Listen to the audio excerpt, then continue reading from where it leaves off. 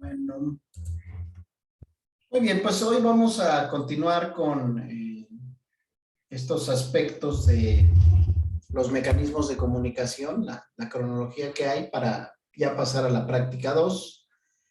Con esto comenzaremos ya a hacer nuestro primer paso para comenzar a hacer algo ya distribuido. La práctica 1 pues es únicamente comunicación en red. La práctica 2 continuará siendo una parte comunicación en red, pero ya con un enfoque distribuido que nos permitirá ya enlazarnos con la práctica estelar de este departamental, la práctica de RPC, ¿sí? Entonces, bueno, mecanismos de comunicación. En general, tenemos nosotros 4 ambientes cronológicamente, que son básicamente la programación en los años 90. Comenzó de manera local, no pensábamos en tener la necesidad de una red, al menos no en el contexto como el que tenemos ahora, ¿sí?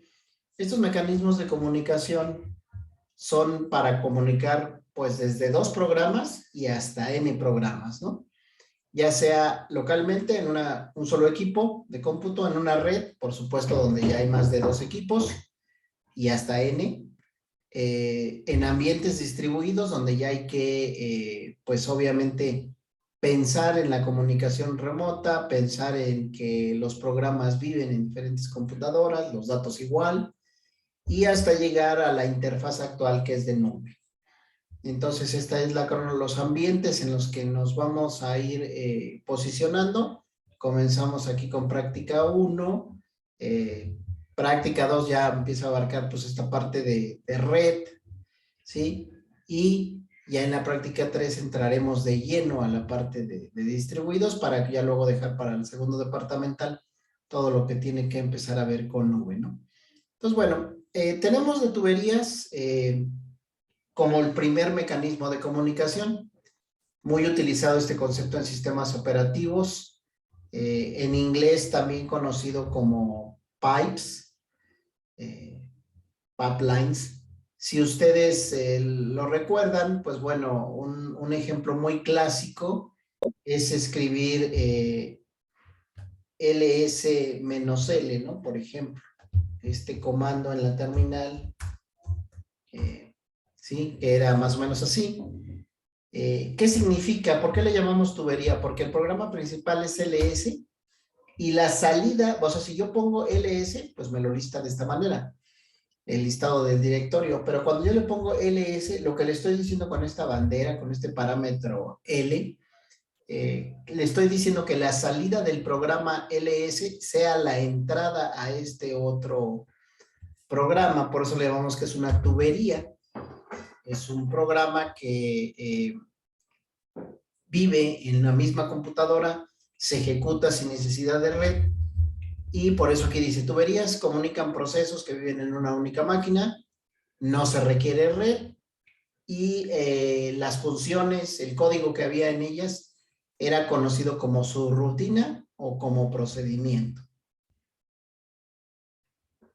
De ahí ya pasamos al escenario que empieza a ocurrir ya de manera masiva en los 90, ¿no? La red ya existía, pues como sabemos, desde ARPANET en los 70, pero ya en los 90 aparece esta necesidad ya por parte de la mayoría de los usuarios de tener más de una máquina. Necesito comunicar más de 2 computadoras.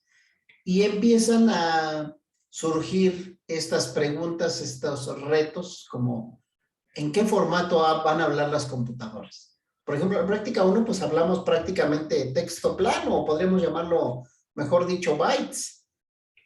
¿Con cuál protocolo nos vamos a comunicar? Ah, pues con TCP. Oye, ¿y en qué ambiente se ejecutan?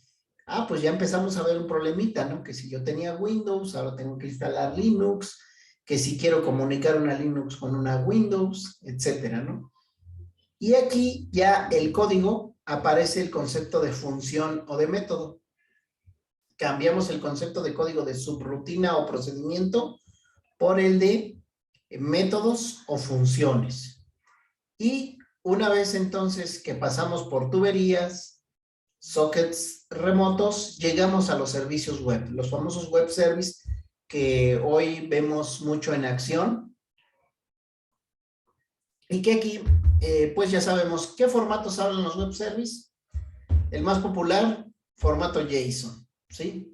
¿Qué protocolos usan? Bueno, pues podemos utilizar REST, por ejemplo, aunque pues, está basado en TCP.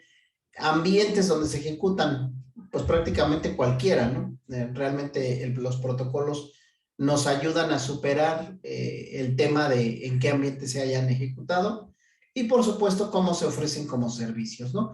Entonces, tuberías, número 1, sockets, número 2, 3, servicios web, y llegamos a los cloud services, o sea, a la nube.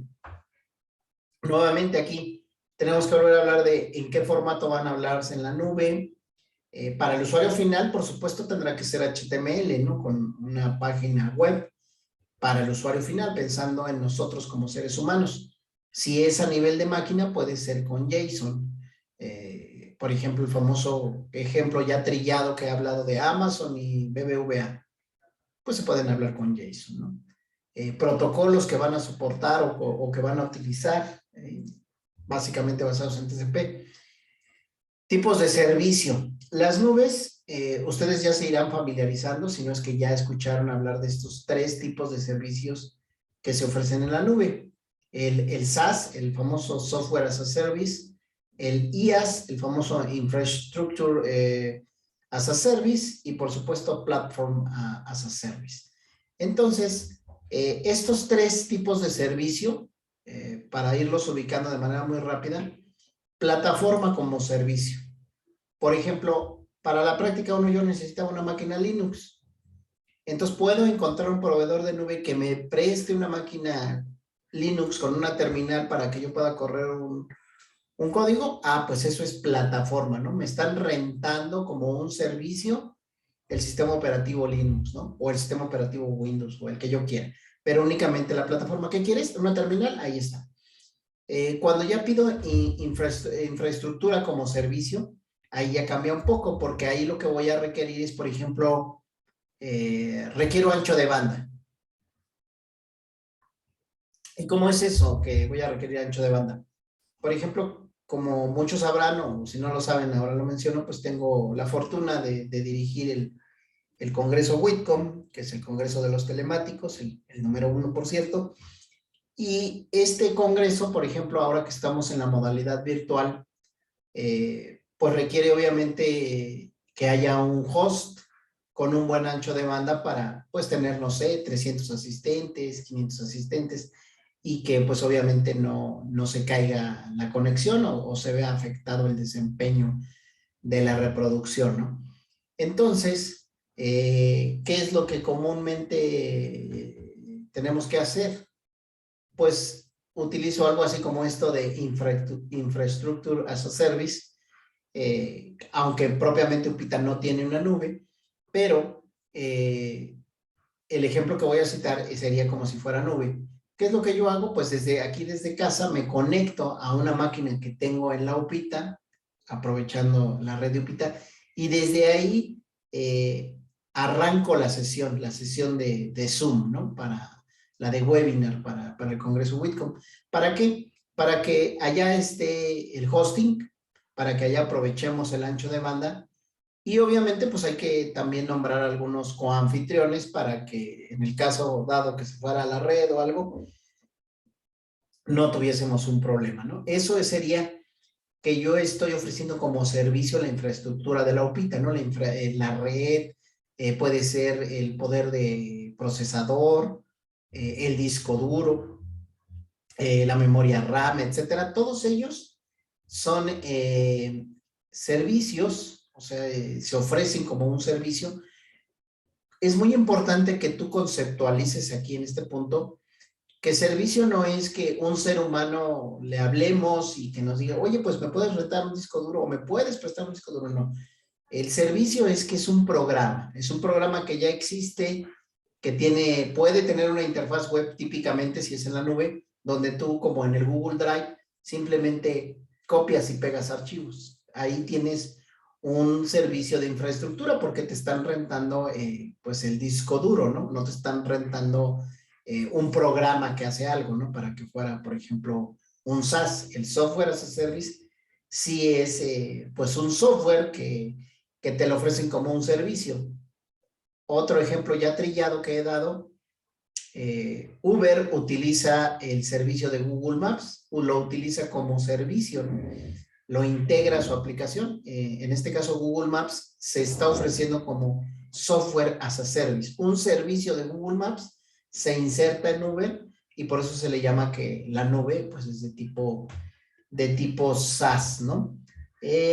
Aquí en este caso, ¿voy bien, Angélica, con esto o hay algún comentario o duda? Bueno, había un comentario. En cuestión de los bancos, bueno, se supone que hay ahora sí que la ley que tú tienes que dar tu ubicación, ¿sería igual que lo que hace Uber con Google Maps?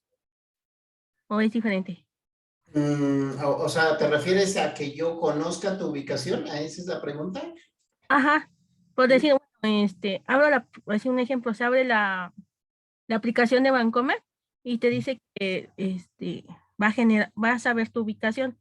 Entonces ahí cómo se conecta con la aplicación de Google Maps o cómo es que genera tu ubicación. Bueno, pueden ser varias cosas, ¿no? En realidad, desconozco si BBVA utiliza un servicio de Google Maps, pero una forma muy simple de saberlo es que le pregunte a tu proveedor de servicios, a tu ISP. Si tú, por ejemplo, estás con Telmex o estás con Total Play, obviamente hay un equipo central al donde se está conectando tu módem. Y tu módem tiene una ubicación física, entonces el ISP sin problema puede identificar tu posición exacta desde donde te estás conectando. Esa sería una forma, ¿no? A través del proveedor de servicio. Otra forma sí podría ser, como lo mencionas, que BBVA, por ejemplo, mandara llamar la función de ubicación de Google Maps, ¿sí? Y entonces Google Maps, pues ejecutando esa función en el dispositivo, en la computadora donde estás iniciando sesión, determinaría cuál es tu ubicación, ¿no? Si estás usando la red celular, sería lo mismo que con el proveedor de servicio, pero en este caso con tu proveedor de telefonía celular, ¿no? Esa sería la forma en la que podría estar haciendo esta ubicación, ¿no? Otra forma es que también Chrome puede saber tu ubicación si tú le das los permisos. Entonces también podría ser que le preguntase a tu navegador web, ¿no? O lo tomara de la caché de tu navegador web, dado que ya sabe que es un equipo fijo, que no se ha movido, que vive siempre en una misma red, entonces ya sabe cómo podría ser. ¿Sí? ¿Sí, sí me expliqué, Angélica, o queda duda aún? No, sí está bien, gracias, profe. De nada. Lo más importante, reitero, es que tú ubiques que servicio es un programa, ¿sí? Yo ofrezco el servicio de, como ahorita dijiste, ubicación. Yo ofrezco el servicio de cobro de tarjeta. Yo ofrezco el servicio del SAIS, o para saber cuándo, por ejemplo, el SAIS no tiene servicios web. Si tuviese servicios web, ¿qué podríamos hacer? Una aplicación web o una aplicación móvil con alertas a través del WhatsApp, por ejemplo, para que yo ya no tuviese que estar consultando eh, en mi sesión, por ejemplo, cuando necesito saber la calificación de una materia en específico. Podría programar una alerta con ese servicio web y decirle, oye, cuando tú identifiques que se registra la calificación, en ese momento envíame el alerta como correo o como WhatsApp o como lo que tú quisieras. Entonces, creo que este ejemplo que acabo de citar ayuda mucho a entender cuál es la diferencia de que yo tenga una página web como el SAIS y cuál es la diferencia de que el SAIS me ofreciera un conjunto de servicios como dame calificación, ¿no? Y entonces te pidiera como parámetros, ok, dame el nombre del usuario, dame tu contraseña, de bla, bla, bla. Pero ya todo en una única función, que tú ni tendrías que estarlo capturando a mano, dado que en la aplicación Ya están esos datos y tú nada más pues darías solicitar y llegaría el resultado, ¿sí? Brian, ¿voy bien hasta aquí? Sí, profesor. Muy bien, gracias. Entonces, con esto he hecho la cronología de lo que vamos a ver a lo largo del curso.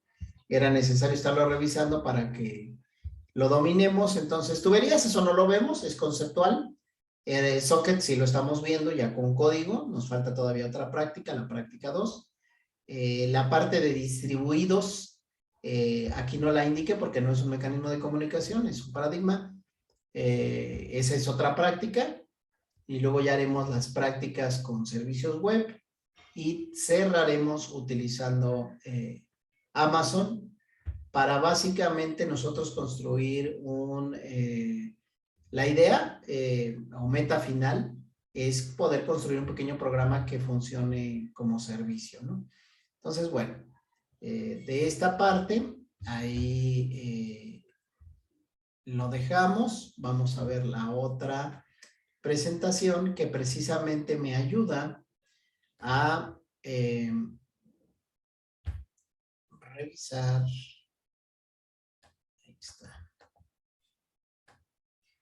Ya, ¿cómo voy a cambiar? Ahora sí, ya a nivel de código. ¿Cómo voy a cambiar de la arquitectura cliente-servidor a la arquitectura de distribuidos? Y voy a trabajar con ejemplos de implementación en Java y en C, que son los que estamos viendo en la práctica 1. Vamos a seguir viendo en la práctica 2 ya únicamente Java. En la práctica 3 volveremos a C, pero ya con RPC. Ahorita platicaré un poco de eso. Y cerraremos con un ejemplo de Spotify, utilizando la API para consultar, por ejemplo, datos del perfil de un usuario y empecemos a ver esta parte distribuida ya con una aplicación actual, moderna, y que a ti te puede dar muchísimo más luz acerca de esto que quiero transmitirte con estas slides, ¿no? Número 1. Cuando yo ejecuté el programa de la práctica 1, tengo un cliente y tengo un servidor, pero ambos programas tienen la función main.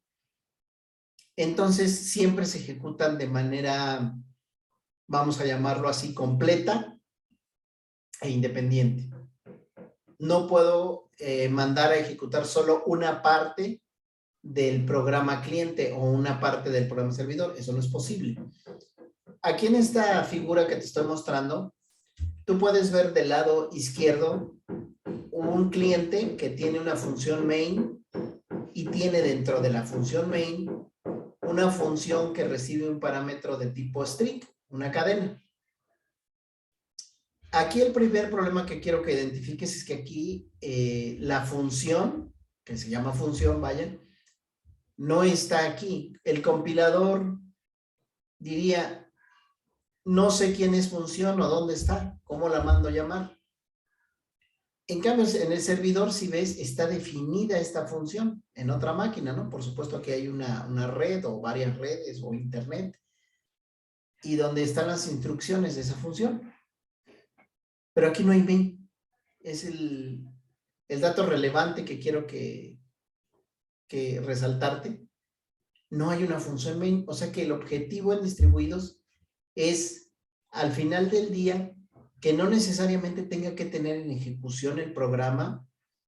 Vamos a suponer que yo te encargo un programa que diga hola mundo, pero que no termine, que esté diciendo hola mundo, hola mundo, hola mundo, hasta que alguien lo solicite, ¿no? Hasta que alguien le diga con un socket hola y entonces él interrumpa su envío, su impresión de mensajes.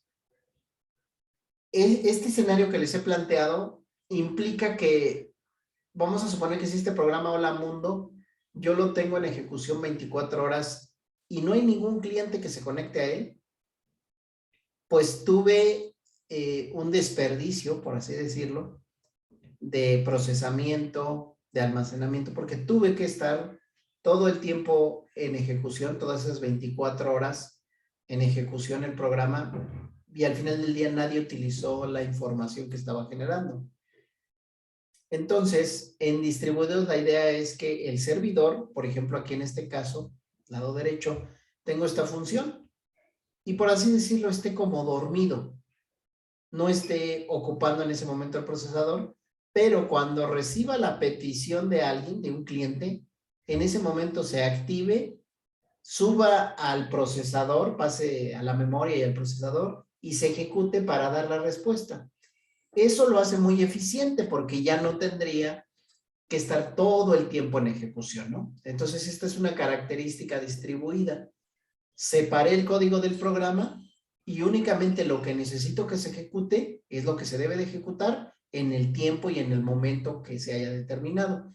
Y no como ocurre en el ejercicio de la práctica 1, donde yo arranco el servidor y arranco el cliente y pueden quedarse ahí eternamente, ¿no? El servidor se puede quedar ahí esperando hasta que llegue un cliente, ¿no? Podrían pasar si la energía y las condiciones de la computadora lo permitieran, pues incluso hasta años, ¿no? Entonces, bueno, seguimos. Vamos a verlo ya con un ejemplo en código.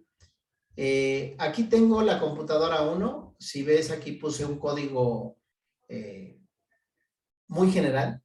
Tengo una función principal, la función main, declaro una variable y tengo dos funciones, suma y resta. Estas funciones, o en el concepto moderno los podemos llamar son servicios, el servicio suma, el servicio resta, que viven en la misma computadora. Aquí, por ejemplo, son llamados, ¿no? Dice, quiero que mandes llamar a suma con 5 y 6. ¿Qué es lo que va a hacer el compilador? Oye, aquí está suma, sí recibe un entero X y un entero Y, aquí me estás pasando un entero, ok, entonces sí se vale. Ahora voy a ir a buscar aquí en este código, ¿dónde está suma? Aquí está suma. Recibe los parámetros, los suma y los va a regresar. Y los va a asignar aquí en esta variable, ¿no? Entonces se buscan en el ámbito local y bueno, y luego lo imprime.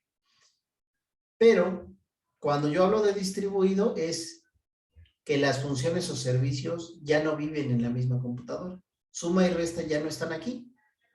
Se fueron o se los llevaron a otra computadora o allá van a ser definidos. Entonces, cuando estas funciones son llamadas como aquí, o sea, yo estoy mandando llamar aquí a suma con 5 y 6, ¿dónde las busco? Si están en otra computadora, ¿cómo las puedo encontrar? ¿Quién lo tiene que hacer? ¿Sí? Entonces, empieza a aparecer las preguntas que me van a conducir como respuesta. Necesitas un sistema distribuido. Necesitas a alguien que sepa cómo encontrar el código. Entonces, aquí he puesto nuevamente ya el código separado. Aquí si ves está suma, resta, y aquí mandan llamar a suma. De este lado está suma, ¿sí? Esta que estamos mandando a llamar. No está aquí resta, pero sí está otra función que se llama multiplica. Nuevamente aquí no hay main. ¿Por qué? Porque no me interesaría que si yo pusiera en un main, se ejecutaría suma y aquí estaría ocupando espacio la función multiplica y no va a ser utilizada. Entonces, lo que se hace es preguntarme, ¿cómo puedo hacer que el compilador enlace el código? Tengo que recordar algo de sistemas operativos muy rápido. ¿Alguien recuerda qué significa enlazar el código?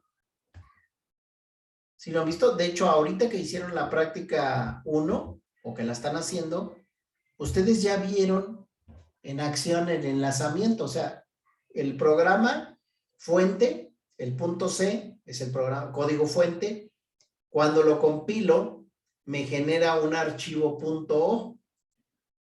Ese código ya no se llama código fuente, pero tampoco es un código ejecutable. ¿Alguien sabe cómo se le llama a ese código que se genera?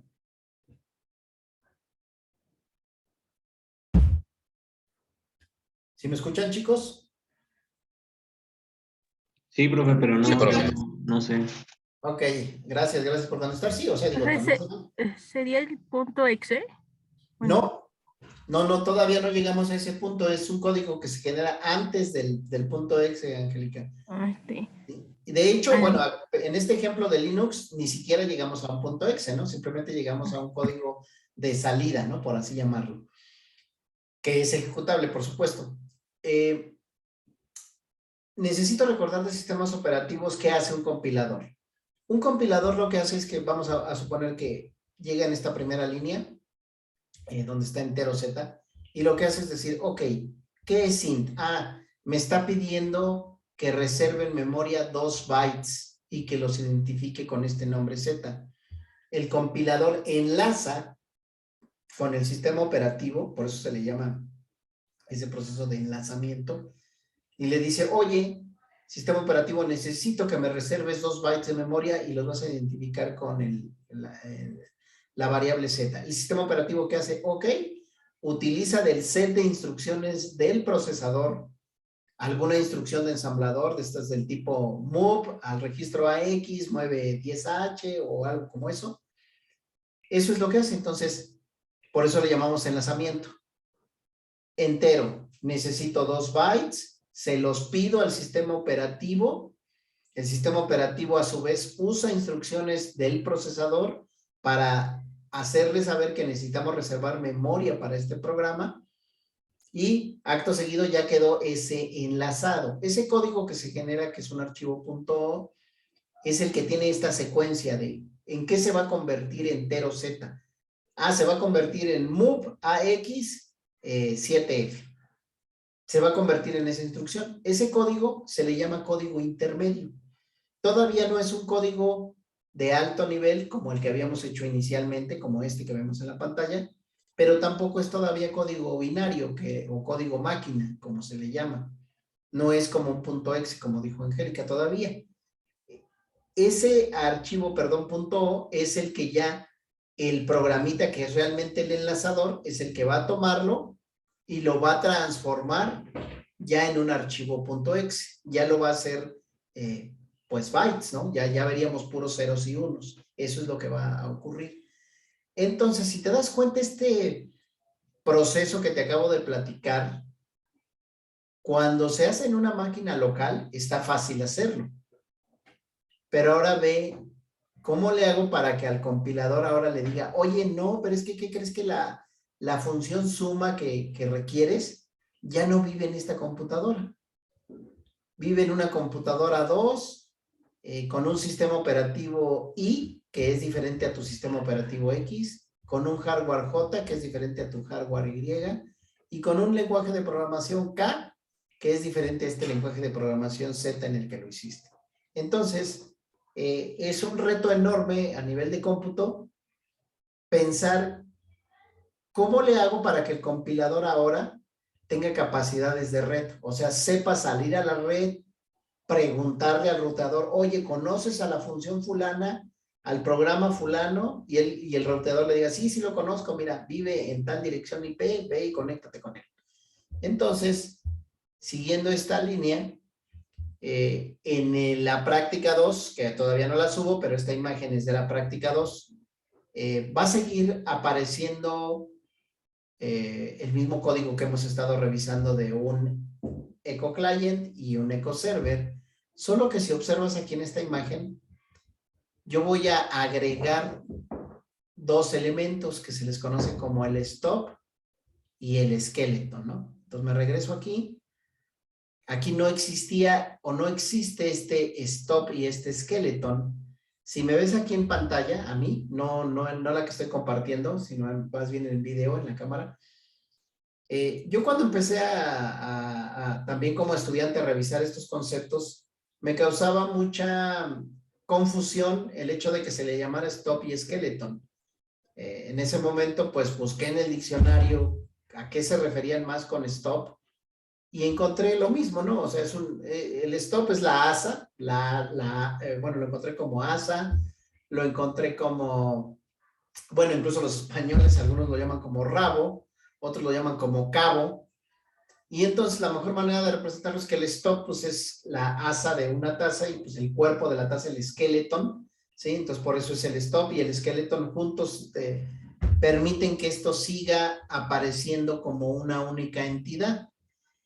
Si te fijas, el Echo Client, este que es echo.java, ahora tiene un nuevo código, un nuevo archivo que se llama Echo Stop. El Echo Server ahora tiene un nuevo código que se llama Echo Object. Y el código que hay dentro de ellos, que es este stop y ese skeleton, es el que va a saber cómo ir a conectarse a la red, cómo buscar un elemento, una función, un servicio que no estaba definido localmente y que vive en otra máquina. Y esas instrucciones que le ayudan a decir cómo viajo con la red, cómo pregunto por alguien, es lo que se le llama el stop y el skeleton. Esta es una herramienta completa. Nosotros no la vamos a construir desde cero. Ya hay herramientas que lo traen y nosotros lo que tenemos que hacer es compilarlos con ellas. Si ves aquí en la figura, en la parte del medio, puse que el stop y el skeleton es ¿qué? Código de red. ¿Por qué se le llama código de red? Precisamente porque le agregamos capacidades de red.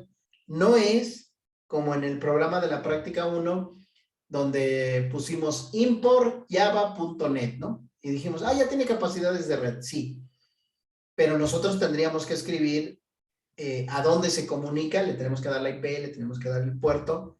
Y aquí la idea en el stop y el skeleton es que eso ya quede, por así decirlo, como inmerso, ¿no? Como cuando yo abro una pestaña aquí en Chrome y ya dice Google, ¿no? Yo no le tuve que decir, oye, ¿cuál es la IP donde está Google? Y el puerto donde me atiende Google. Sería demasiado complicado hacerlo así. Otra cosa, me lo presenta como un único sistema. Yo, como ser humano, entiendo que es Google. No me pongo a pensar, digo, a lo mejor alguien lo hace, pero no me interesa estar pensando si esta página me la enviaron 3 máquinas, o 10 máquinas, o 100 máquinas.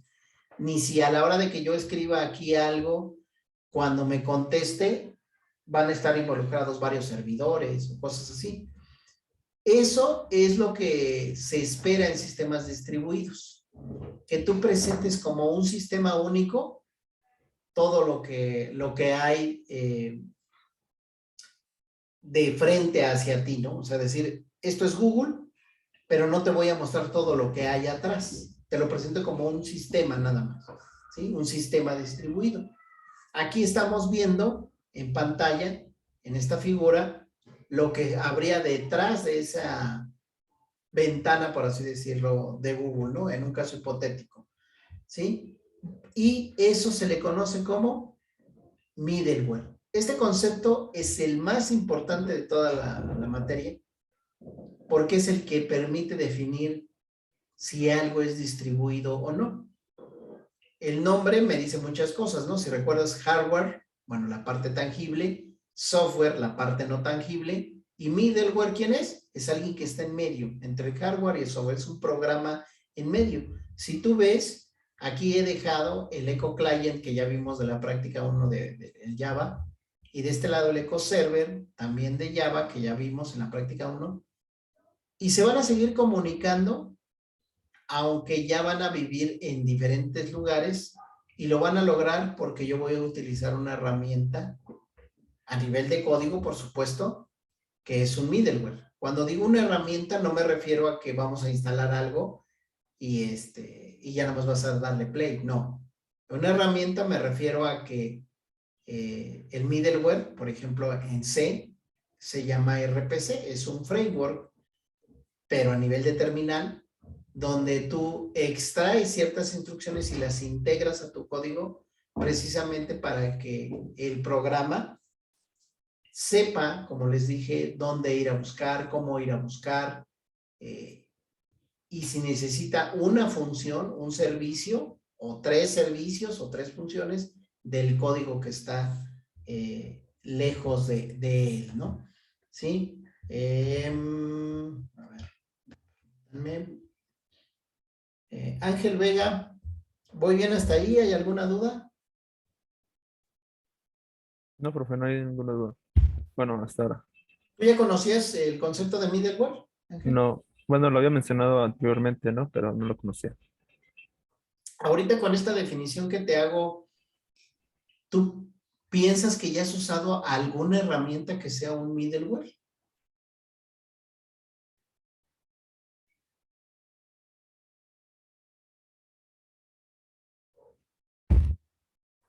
Ah, perdón, es que está pasando la basura. Sí, no te preocupes.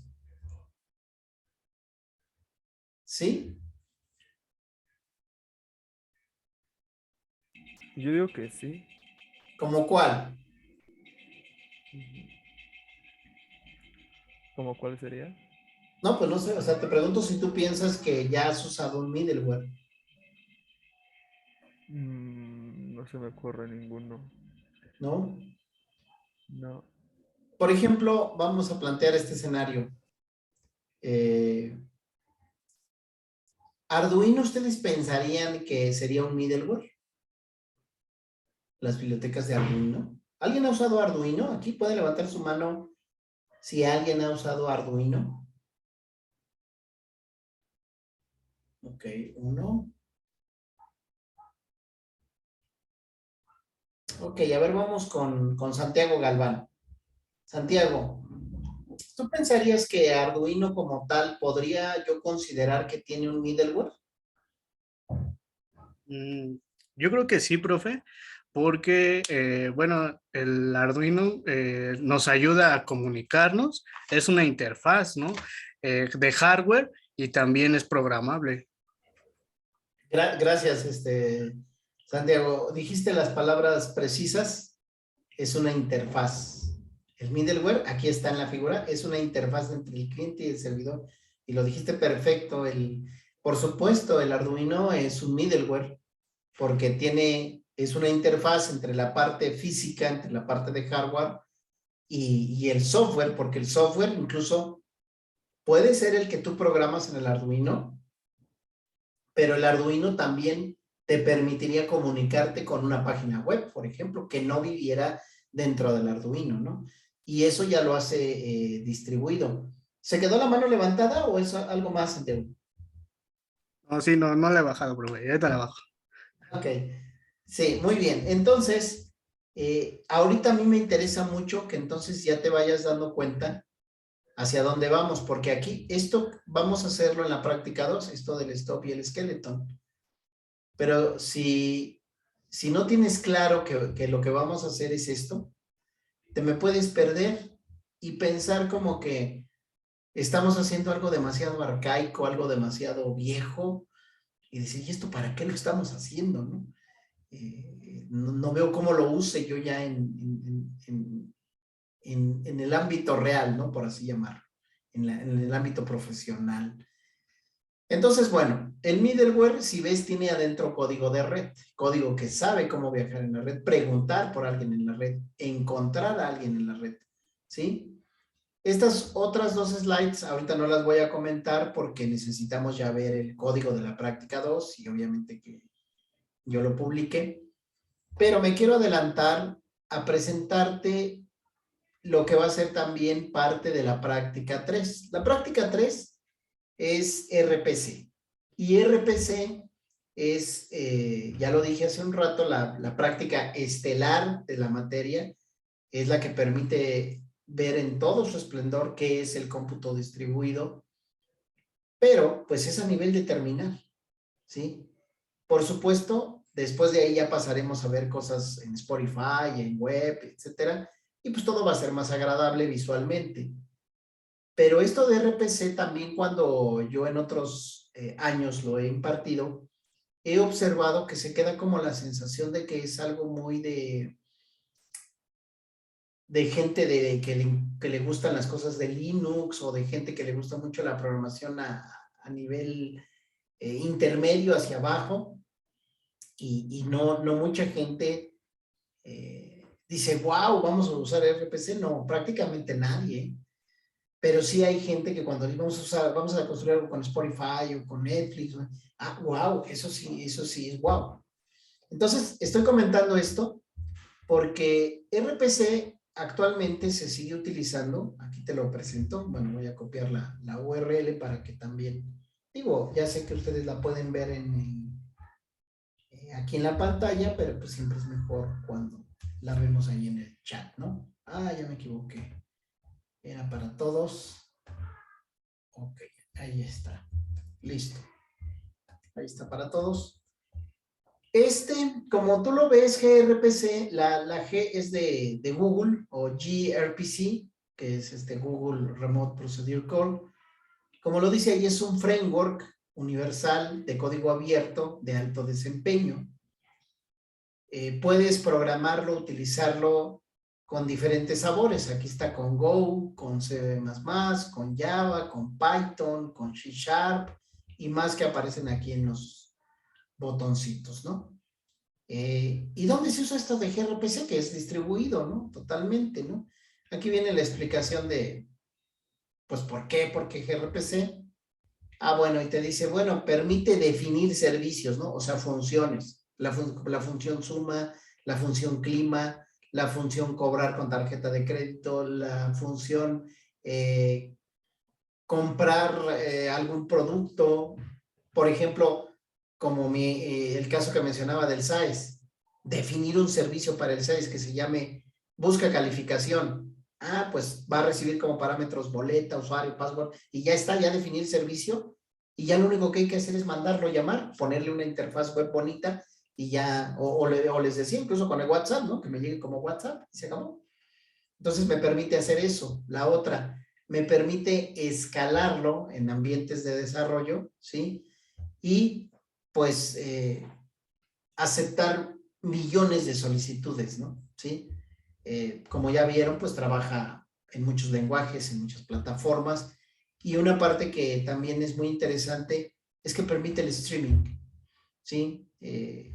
Al permitir el streaming le da ese, pues sí, esa facultad, esa característica que lo hace muy atractivo, ¿no? ¿Para qué?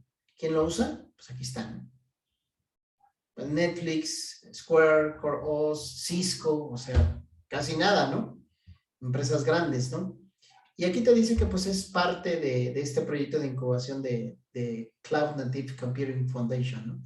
Entonces, por supuesto que está de moda, pero también quiero que nos ubiquemos muy bien en el sentido de que, miren, es como, por ejemplo, si yo pongo un anuncio, voy a hacer una analogía, un anuncio de, se busca desarrollador en Python, y pongo otro de, se busca desarrollador en gRPC.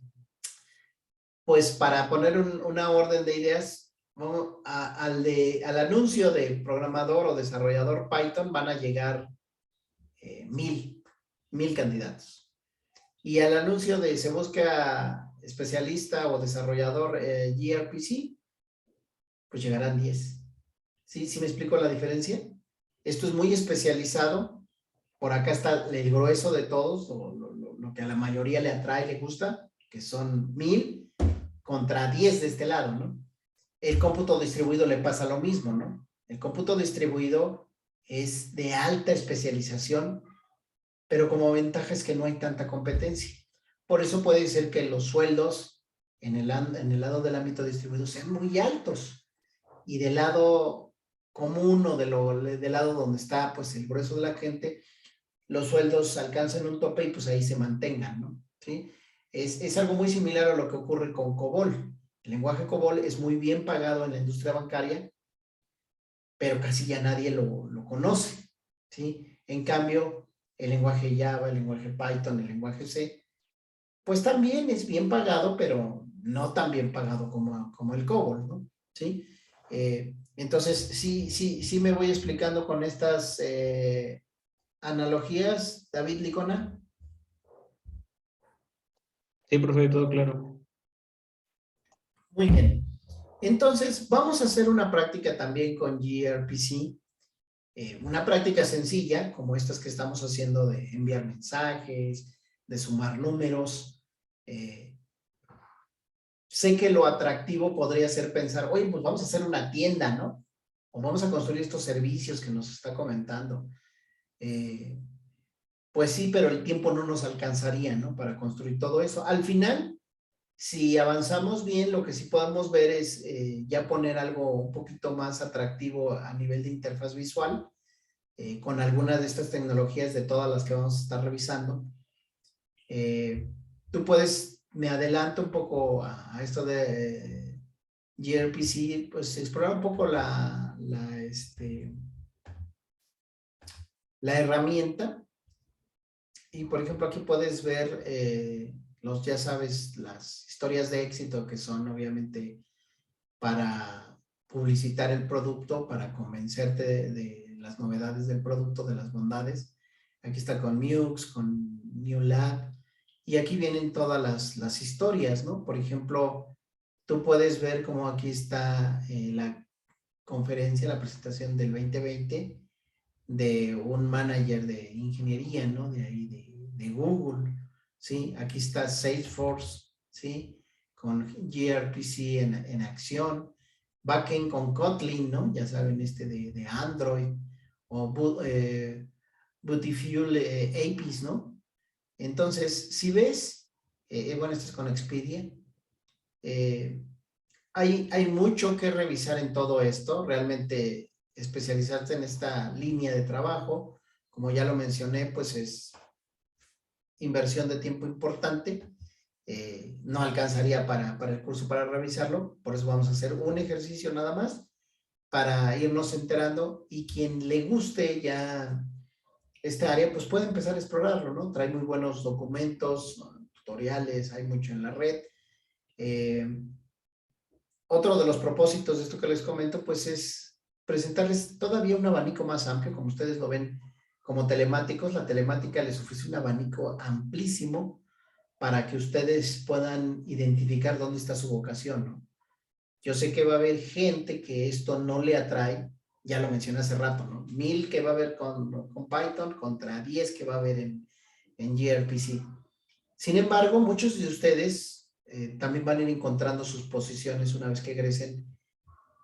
Posiblemente muchos de ustedes, los que su vocación sea esa, estén en alguna posición de managers, de gerentes, de directivos, y entonces tengan que buscar gente, por ejemplo, que conozca, que sepa implementar bien lo distribuido o enfoques de streaming. Y entonces el hecho de estar ahorita en esta materia te ayuda por lo menos para que cuando ya estés en esa posición, identifiques qué es lo que esperas que esa persona con ese perfil debe de saber, qué debe de conocer, y tú sin problema puedas decir, necesitamos una persona que sepa de esto, definir el perfil de la persona y ver si se le contrata o no, ¿no? ¿Sí? Voy bien hasta aquí. ¿Hay alguna pregunta, comentario? Francisco Montañez Villar.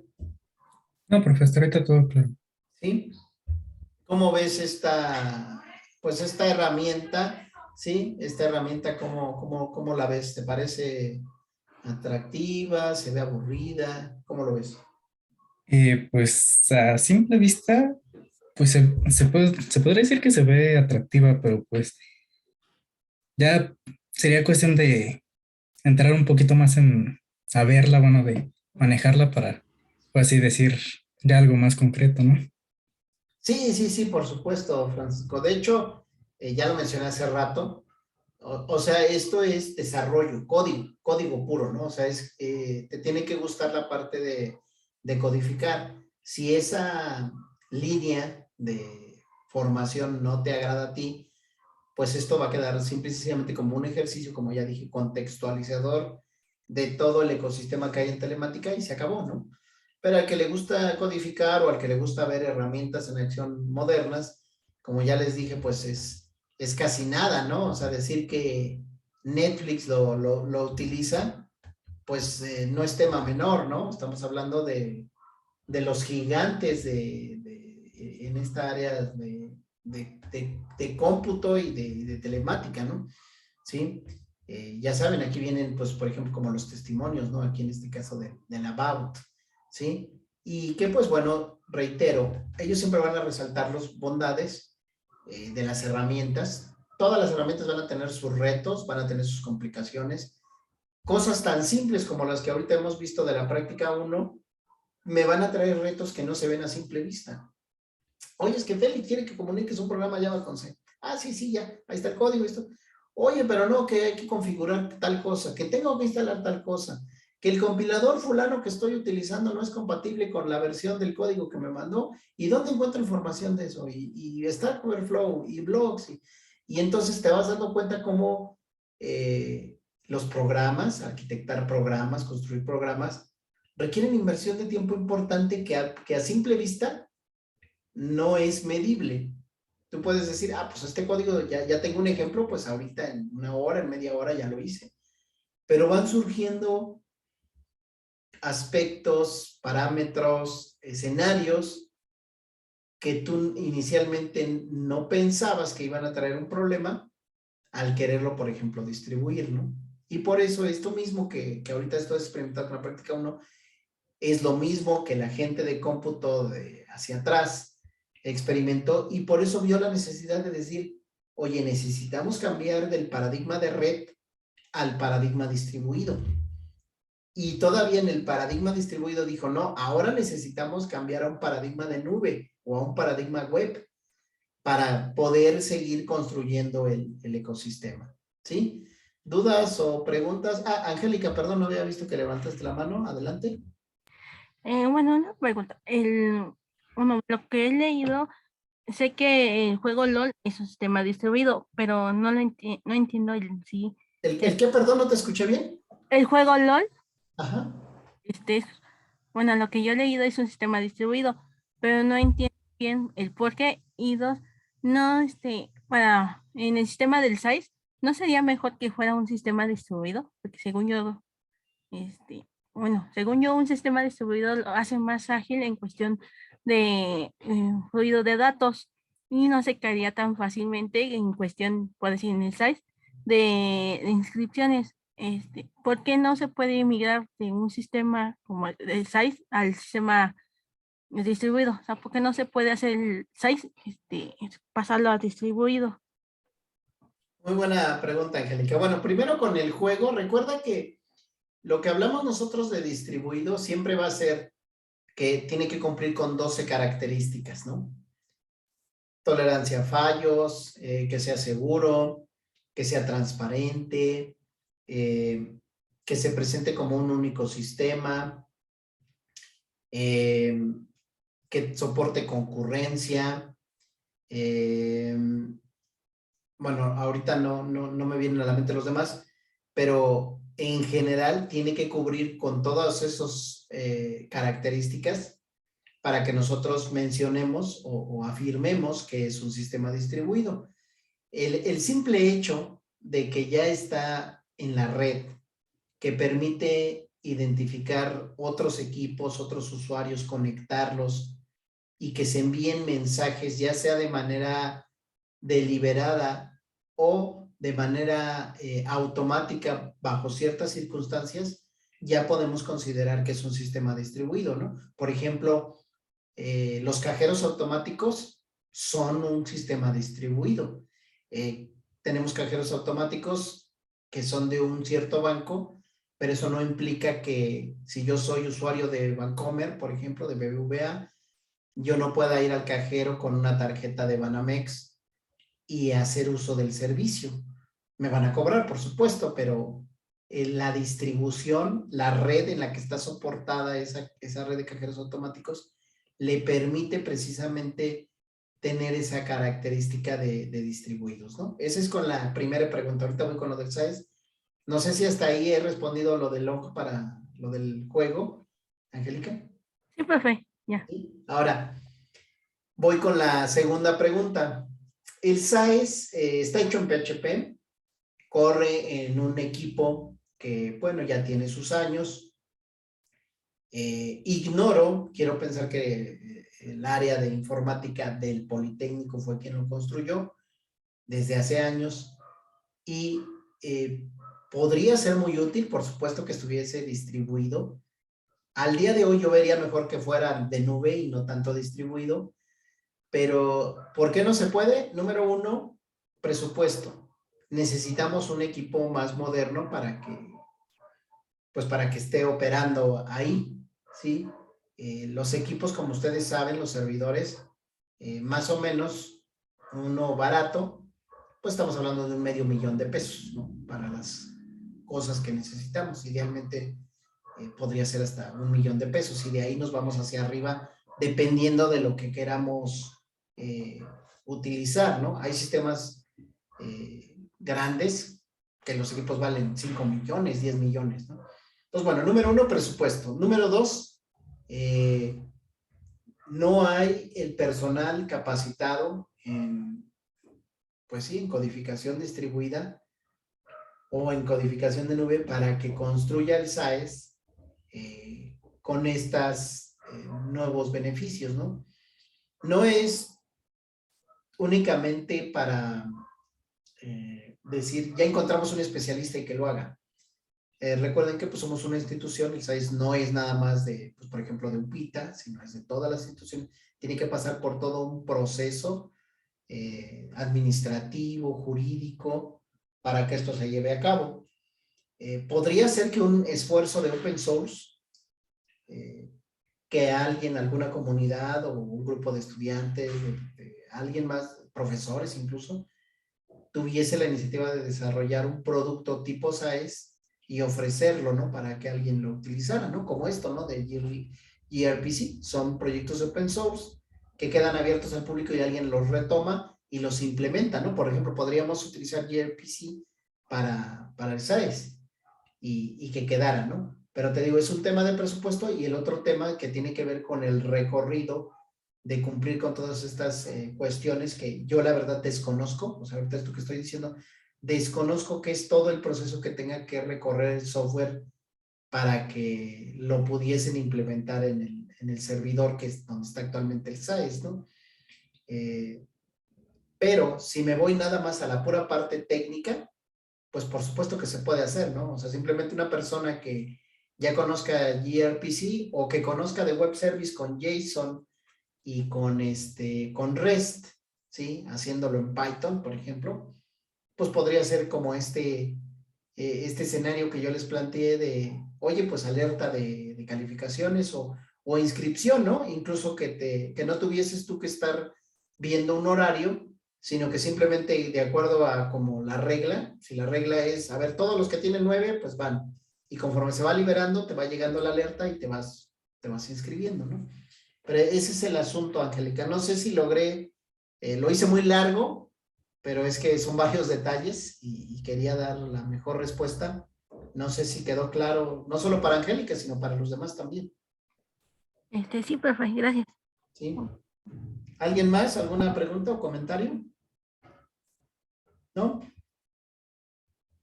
Bueno, pues esta parte conceptual es la que tocaba revisar el día de hoy. Ya en la próxima sesión estaremos revisando lo que concierne a la práctica 2 y para irnos adentrando en esto de RPC, ¿no? Si no hay más dudas, comentarios o preguntas, pues aquí cerraremos la sesión y les desearé que tengan buen fin de semana. Cuídense mucho, chicos. Sí, Gracias, Gabriel. profe. Yo quería preguntarle sobre el documento para la entrega de la práctica. Sí. Quería preguntarle si le anexamos en la práctica, bueno, ve que tenemos que entregar en el reporte las preguntas que nos vienen. Quería saber si le anexábamos capturas del funcionamiento o con el puro código en el GitHub. Sí, no, sí hay que poner, bueno, las respuestas a las preguntas y Ajá, hay que poner las screenshots de lo que hiciste, ¿no? Si ok. consultaste algún foro, si tuviste que ir a Stack Overflow, si no tuviste problemas, simplemente hay que colocar, pude ejecutar el código sin problema, aquí pongo la pantalla de compilación, aquí la pantalla ya de ejecución de los programas. Sí, o si eso implica mucho tiempo, también puedes insertar un video corto, no sé, 2, 3 minutos, cuando mucho. Y por supuesto el enlace al GitHub para revisar el código, ¿no? En el documento, en el reporte, no se pega código, ¿sí? No es necesario hacer eso. Únicamente reitero las preguntas. Tampoco es necesario poner una introducción o copiar lo que ya venía en la práctica uno como texto, pegarlo ahí, no, tampoco. El reporte es algo muy concreto que es solo lo que tú hiciste. Ok, compilé, aquí está el screenshot, ok, ejecuté, aquí está el screenshot, no hubo ningún problema, respondo las preguntas, se acabó. O Ok. pongo la respuesta a las preguntas, tuve problemas para compilar, pongo evidencia de qué problemas tuve, cómo lo resolví, si visité algún sitio pongo la URL y enseguida, bueno, ya logró ejecutarse, aquí está la ejecución y se acaba el reporte. Por supuesto hay que poner, ya saben, en la portada los nombres de los participantes. Si son 3, solamente uno de ellos es el que sube el reporte. Si son 2, igual uno de ellos, pero asegurándose que en el reporte va el nombre del compañero, porque si no, solamente se la tomaría la persona que lo subió si el reporte no trae el nombre de los otros o del otro integrante. ¿Ok? Está perfecto, profe. ¿Sí?